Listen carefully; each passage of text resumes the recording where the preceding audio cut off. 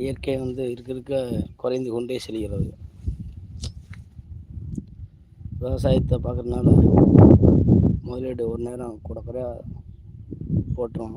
அது வந்து விலையில்லாமல் போகிற மோசம் நம்ம போய் அந்த வட்டிக்கு வாங்கின காசை கூட வட்டியோட நிம்மதியை அடைக்க முடியல. சாப்பாட்டுக்கு ரேஷன் அரிசி தான் சாப்பிட்றோம். ஏண்டா நல்ல அரிசியோட சாப்பிடாம நம்ம நட்டுருக்க விவசாயத்தை தான் நாங்கள் கருத்தமாக கவனித்து இதுக்கு நல்ல மருந்து நல்ல உரம் இதைத்தான் போடுறோம். எங்களுடைய உணவை குறைச்சிக்கிட்டு இதுக்கு விவசாயத்துக்கு என்ன வேணுமோ அதை குறையில்லாமல் செய்கிறோம். ஆனால் விவசாயம் ஒரு நேரம் விலையில்லாமல் குறைஞ்சி வரனால ரொம்ப மனசு கஷ்டமாகி போகுது.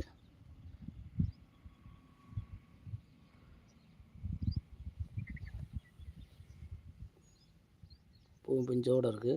நிறையா ஒரு நாள் வெயிலுக்கு கரிகிறது. அதுக்கு மருந்து வாங்கி அடிச்சிருக்கோம்.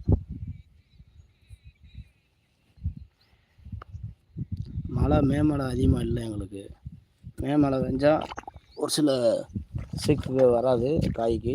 இப்போ சூத்தை நிறையா ஒன்று வருது.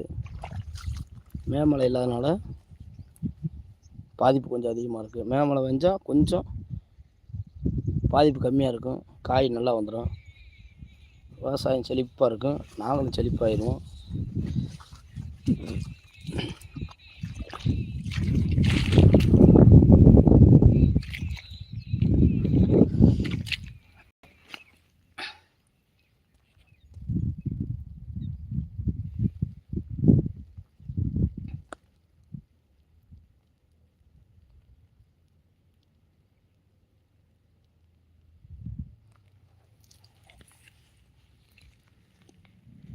கத்திரிக்காய் அடிப்பகுதி பாருங்கள், ஓரளவுக்கு புல் பிடிச்சி இல்லாமல் தான் வச்சுருக்கோம் சுத்தமாக.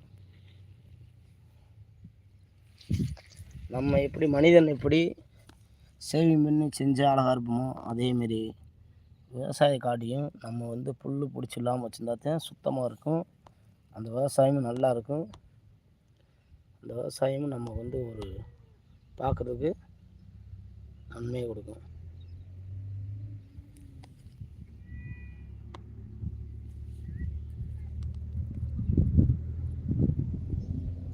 நம்ம இயற்கையோடு ஒத்து வாழ்ந்தோம்னா இயற்கையும் துணை செய்யும். நான் அந்த விவசாயத்தை நம்பித்தான் இருக்கோம். எங்களுடைய வாழ்வாதாரம் ஃபுல்லாகவே இந்த விவசாயம் தான். எங்களுக்கு இது விட்டால் வேறு பொழப்பும் கிடையாது. இது வந்து எங்களுக்கு சந்தோஷம் கொடுக்குற ஒரு விவசாய தொழிலும் கூட. எங்களுக்கு ஆடிக்கார தேவையில்லை. ஆடி மாதம் காற்றடிச்சா போதும். எங்கள் மனசு சந்தோஷமாக இருக்கும். எங்கள் உள்ளமும் நல்லா இருக்கும்.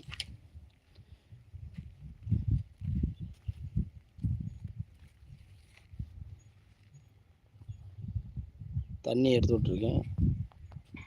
தண்ணி பாஞ்சிக்கிருக்கு.